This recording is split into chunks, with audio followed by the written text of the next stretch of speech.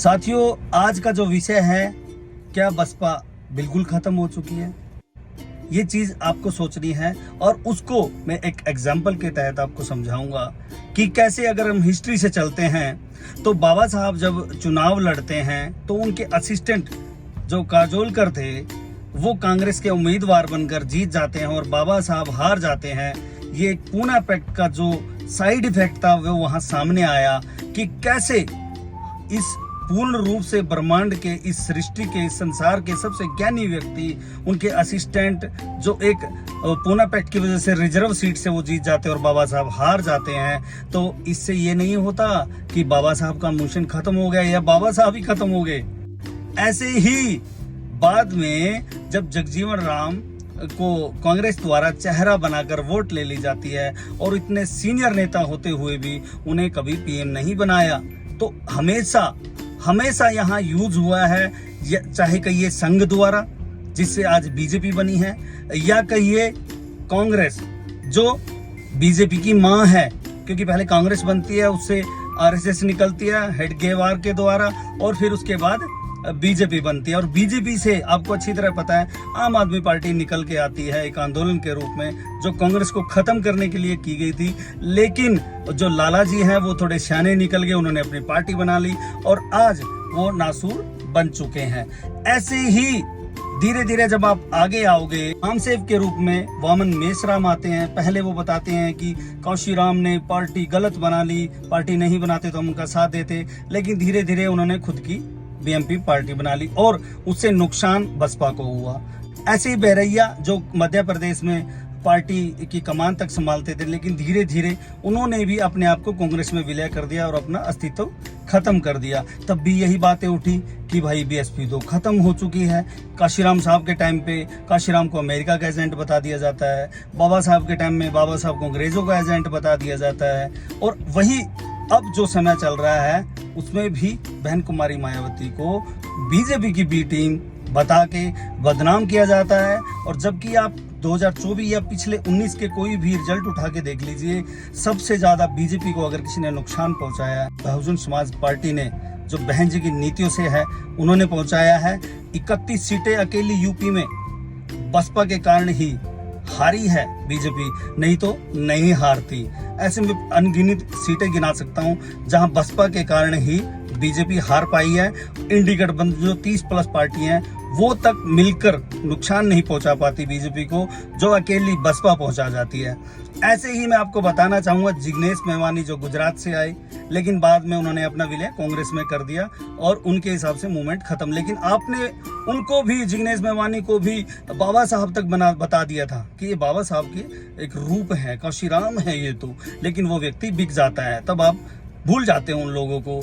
ऐसे ही दिलीप मंडल, प्रोफेसर लक्ष्मण यादव, जो रवीश कुमार एनडीटीवी का, आप उसे देखिए, जब हमारी रैलियां होती है या बहन जी कोई बात होती है वो कभी नहीं दिखाएगा, लेकिन अभी आकाश आनंद का अगर मुद्दा आता है उस पे वो पानी पी पी कर बहन कुमारी मायावती को कोसता है या फिर कहिए बहुजन समाज पार्टी की नीतियों का विरोध करता है। लेकिन वो कभी नहीं बताएगा कि बहन जी ने इतने अस्पताल बनाए, इतने स्कूल बनाए, इतने कॉलेज बनाए, इतनी यूनिवर्सिटियां बनाई हैं, इतनी पॉलिटेक्निक, इतनी अच्छी सड़कें, इतने अच्छे पार्क, जो रिकॉर्ड है इस जो इंडिया की इनकम होती है उसमें ताजमहल के बाद दूसरे नंबर की जो इनकम आती है वो उन पार्कों से आती है। ये नहीं बताएंगे। सिर्फ जो 600 करोड़ लगे थे लखनऊ पार्क के, वो कब के पूरे हो चुके हैं। आप आरटीआई लगाइए, वहां टिकट लगती है जो पर्यटन वहां देखने आते हैं, और वो पैसा कब का पूरा हो चुका है। जो राष्ट्रीय कोष से वहां लगाए गए थे पार्क बनाने के लिए पैसे, वो कब के पूरे हो चुके हैं। और अब जो वहां इनकम आ रही है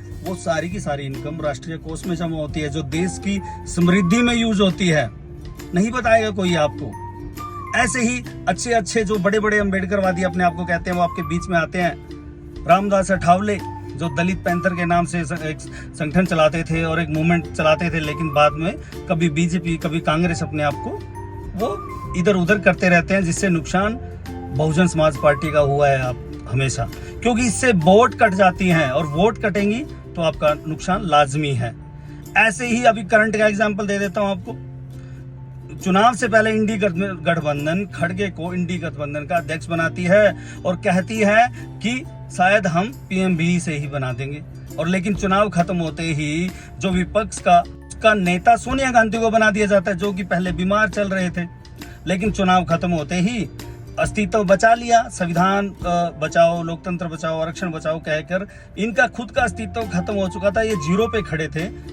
ये फिर आप लोगों ने जागृत कर दिए और खुद के घर में आग लगा ली। ये आपको सोचना है कि बार बार ये क्यों बताया जाता है। मैंने शुरू से अब तक बता दिया आपको कि कैसे बार बार बसपा को जीरो बताया जाता है, बसपा खत्म है। ये इसलिए कि ये बात आपके दिमाग में बैठ सके, और जिस दिन आपके दिमाग में बैठ की आप खुद ही खत्म हो जाओगे। अपने नेता को अगर आप नेता नहीं मानोगे, आप कभी भी साथियों मजबूत नहीं बन पाओगे, कामयाब नहीं हो पाओगे। अगर बाबा साहब के टाइम में ही उनको अच्छी तरह नेता मान के काम कर लिया जाता तो इतने बड़े आंदोलन की जरूरत नहीं पड़ती। मान्यवर काशीराम के टाइम पे अगर उन्हें अच्छी तरह अपना नेता मानकर उनके नेतृत्व में काम किया जाता एक तरफा, तो आज ये मूवमेंट सड़कों पर आंदोलन करने की आपको जरूरत नहीं पड़ती। ना आप पे केसेस होते, ना रेप होते, ना 2 अप्रैल का कांड होता। आप अपने अधिकार बचाने वाले खुद बनते, लेकिन आप नहीं समझ पा रहे इन बातों को। ये बातें हैं जो आपको समझनी चाहिए कि ये आंदोलन नहीं है नीले पटके पहनना, नीली पगड़ी पहनना, मूछे रखना, या बंदूक लेके गाड़ियों पे चढ़ना और एक जाति को गालियां देना, या एक जाति को बढ़ा के बताना कि मेरी फलानी जाति है। ये मूवमेंट नहीं है साथियों।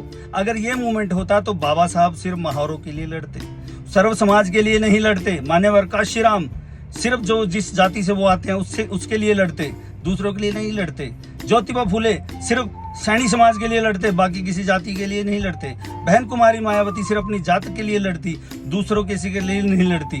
ये चीजें आपको समझनी है। ये जब आप समझोगे इन बातों को तो आपको पता लगेगा कि वाकई में ये प्रोपेगेंडा, ये जो एक जाल बिछाया जाता है कि बसपा खत्म हो चुकी है और चुनाव से पहले किसी दलित या ओबीसी चेहरे को सामने कर दिया जाता है वोट लेने की, और बाद में उसका यूज करके फेंक दिया जाए। जैसे खड़गे हरियाणा में सैलजा, जिसके नाम पर सीएम बोल के। और ये चीजें साथियों सोचने की है कि एक पशु को भी पता होता है कि अगर किसी गली में कोई उसे डंडा फेंक के मार दे या कोई ईंट फेंक के मार दे, वो पशु भी उस गली में दोबारा नहीं आएगा, क्योंकि उसे पता है कि मेरा यहाँ नुकसान हो सकता है। तो साथियों इन बातों को समझिए, ज्यादा से ज्यादा इन बातों को जितना समझोगे उतना बढ़िया लगेगा। और बार बार जो ये प्रोपेगेंडा चलाया जाता है कि बसपा खत्म हो गई और फलाना बाबा साहब का अवतार है, फलाना काशीराम का अवतार है, तो भाई ये काशीराम साहब के अवतार होते तो एक सीट के लिए किसी की दहलीज पर बैठ के रोते नहीं, और ना ही दूसरी पार्टियों को अपना समर्थन देता। वो अपने घर में बात करता, अपने घर के लिए लड़ाई लड़ता, और आज अपने घर को कमजोर करने के लिए कोई लड़ रहा है। तो ऐसे लोगों को हम मूवमेंट का बिल्कुल नहीं मानते। बस जिस दिन आप लोगों को ये समझ में आ गई, इस बात को जितना सोचोगे, जितना समझोगे उतना बढ़िया रहेगा। धन्यवाद साथियों। जय भीम, जय भारत, जय मान्यवर काशीराम।